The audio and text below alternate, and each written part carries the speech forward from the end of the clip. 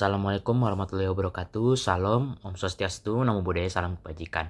Salam sehat bagi kita semua. Perkenalkan, nama saya Christopher Elia Julio dengan NIM belakang 097 dari Nama saya Taita Tasyakira dengan NIM akhir 11175. Perkenalkan, saya Imelinda Putrihia dengan NIM akhir 046. Perkenalkan, nama aku Elsa Maniari dengan NIM 2210611296. Perkenalkan, nama saya Monasia Sianturi dengan NIM akhir 336. Kali ini saya akan menyampaikan terlebih dahulu apa itu Undang-Undang MD3 sebelum masuk ke materi-materi yang lain mengenai revisi Undang-Undang MD3 ini. Nah, Undang-Undang MD3 ini undang-undang yang mengatur tentang kedudukan, fungsi, tugas, dan wewenang dari MPR, DPD, lalu DPD, dan juga DPRD. Nah, revisi Undang-Undang MD3 yang masuk dalam prolegnas prioritas 2024 itu berarti bahwa perubahan undang-undang yang ini menjadi salah satu prioritas utama legislatif untuk dibahas dan disahkan pada tahun tersebut. Nah, revisi ini dapat mencakup berbagai aspek, termasuk ke dalamnya itu mekanisme pemilihan pimpinan lembaga-lembaga tersebut.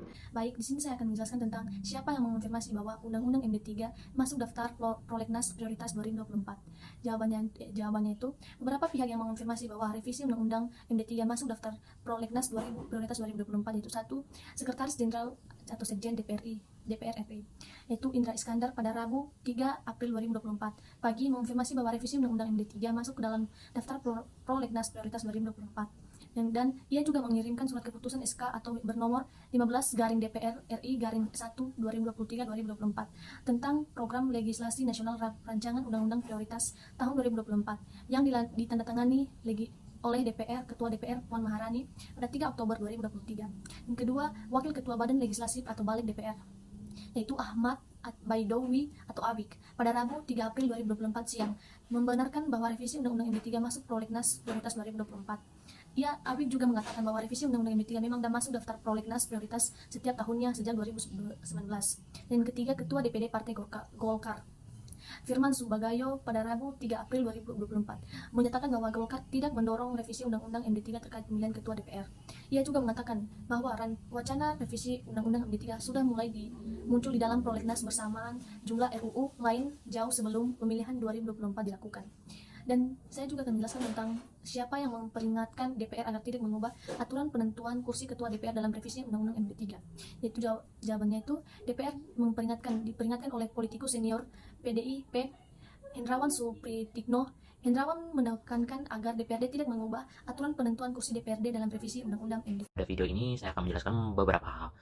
Hal yang pertama yang akan saya jelaskan pada video ini adalah alasan yang mengapa revisi UU MD3 ini masuk dalam prolegnas prioritas 2024 di tengah isu perubahan mekanisme pemilihan kursi ketua Dewan Perwakilan Rakyat.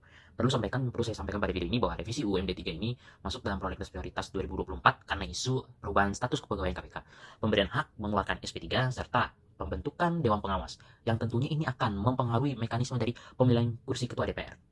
Dua partai politik di Indonesia, ada PDIP dan Partai Golkar.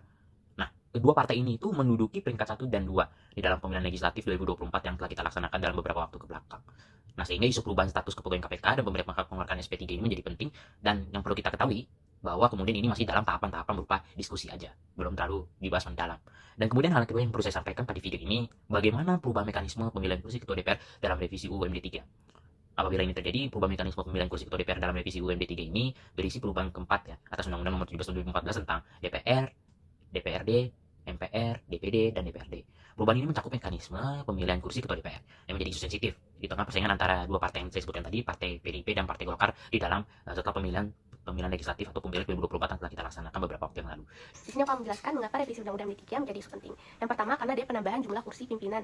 Revisi Undang-Undang MD3 menambah jumlah kursi pimpinan DPR dan MPR yang dianggap sebagai upaya memfasilitasi kehendak berkuasa partai politik dan tidak terkait dengan efektivitas kerja serta perbaikan kelembagaan DPR. Yang kedua, adanya pengesahan rancangan Undang-Undang MD3 secara sepihak.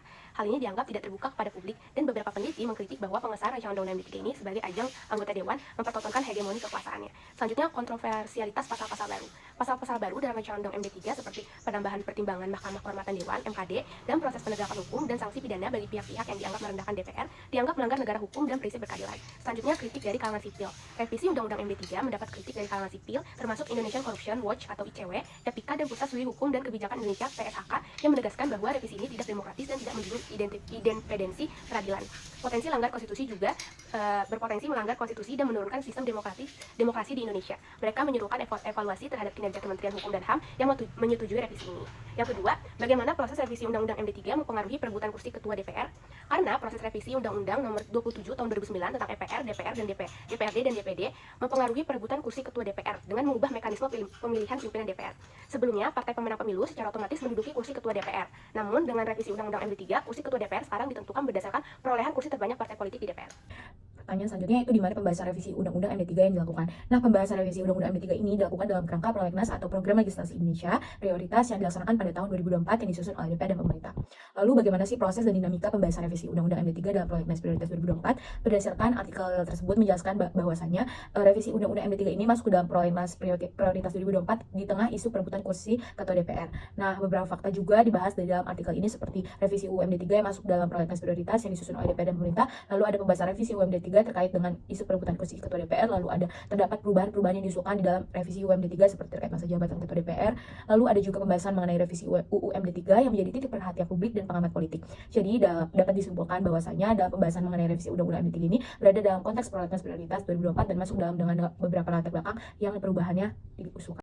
Nah, kesimpulan yang bisa saya tarik dalam pembahasan kali ini yaitu masuknya revisi Undang-Undang MD 3 ke dalam prolegnas prioritas 2024 memang menimbulkan spekulasi adanya niat politik terkait perebutan kursi Ketua DPR antara PDIP dan Golkar sebagai dua partai dengan perolehan suara terbanyak pasca pemilu 2024. Nah, meski pihak terkait membantah hal itu, menarik untuk dicermati bahwa perubahan status revisi UUMD 3 dari semula hanya prolegnas menjadi prioritas, sementara Wakil Ketua Balik DPR juga mengklaim belum membahas revisi tersebut. Hal ini membuka ruang terjadinya manuver politik di balik layar. Nah, pengingatan tegas dari PDIP agar aturan pemilihan Ketua DPR tidak dirubah juga menandakan kekhawatiran akan adanya usaha merubah ketentuan tersebut melalui revisi UUMD 3. Secara umum, diperlukan transparansi yang lebih baik mengenai proses pembahasan revisi UUMD 3 ini, terutama apakah benar akan menyentuh aturan pemilihan Ketua DPR atau tidak. Ini penting untuk mendinginkan spekulasi politik yang sangat meresahkan pada saat ini. DPR sebagai lembaga perwakilan rakyat diharapkan dapat mengatasi potensi politisasi yang mungkin terjadi melalui komitmen untuk tetap mengacu pada ketentuan yang ada dan transparan dalam mengurus RUU tersebut, demi tetap mempertahankan integritas proses legislasi. Demikian pemaparan tanggapan dari kelompok kami, kurang lebihnya mohon maaf. Wassalamualaikum warahmatullahi wabarakatuh.